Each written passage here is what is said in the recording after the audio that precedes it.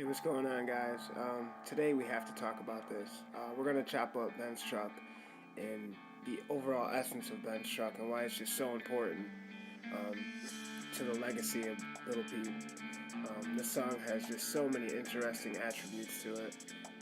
We're going to go over the origin of it, the production of it, the effect it has in a live setting to a live audience, what it says for Peep's catalog.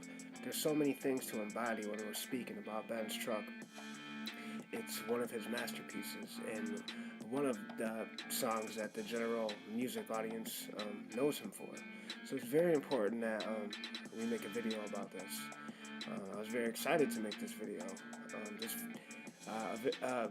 Making a video on this topic can come to me with zero effort. It'll come so effortless because there's so many motivating factors when we're going to discuss Benz Truck. So let's get into this video.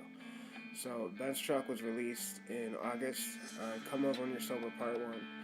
But interesting enough, it was actually debuted a lot earlier. Peep actually played it live about 6-7 months earlier at a show. And there's some fascinating details about that as well because he actually performed the demo version of it live. There's not really a noticeable difference in the demo version and the album version, but it's still rare, and I'm sure a core fan would still embrace the demo version. I think the beat just drops in a little quicker. It gives a little bit more of a bounce at a faster rate in the beginning section. So the song is executively produced by Rob Cavallo and Smokeasac. Very important key factors in both dividing factors when I say those names. I think Rob executed a very clean mix and a very tight engineering process that really just enhanced all the beautiful features this song already had. I think the drums that Smoke applied to this song are probably his best.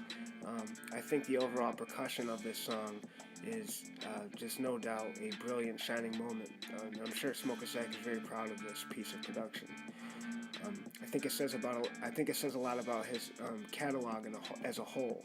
When you hear a song like this, you are very excited to just go into a journey of his other pieces of work and embrace them. No doubt in my mind, there's just so many things to talk about. So let's just fast forward and get into the writing of the song. I think it's very important that we discuss the writing because Peep just really used a simple formula when he wrote this song. He didn't really make it too complex and go over the top. He used a very brilliant, simple formula, which usually equals a timeless song. When you write a simple, formulated song, it's much easier to absorb, and it's easier on the listener. You know, just like when you're a child, you remember certain children's songs. Since you were a child, you still remember them because they were simple and they were melodic. And I think Peep knew how to encapsulate this very well. And I think only brilliant, one-of-a-kind musicians know how to use this and demonstrate it in their music. I think Peep was brilliant at this. He didn't have to go crazy when he was writing a song. He would really compose a very catchy melody and just dive deep into some basic lyrics to fit the song and just to mold it together. And it usually would equal a just timeless piece of art when he did it. I'm very just fascinated to know what all the creativity behind the scenes of this album was like. I'm sure it was just a sight to see. Even the song live. This is a song where if you were lucky enough to see Peep live and he got to this song in the set list, it was almost like a finale when you see fireworks. This is the moment that fans are waiting for. This is what you bought your ticket for. I think the opening intro really just renders a embracive reaction from the audience, and they are completely captivated at this point.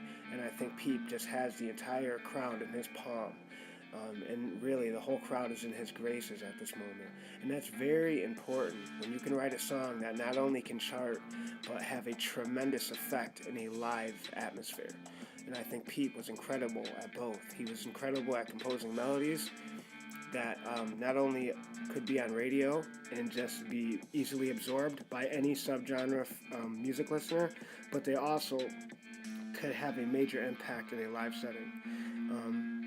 And I just think this is one of Smokeasac's best percussion pieces of work ever.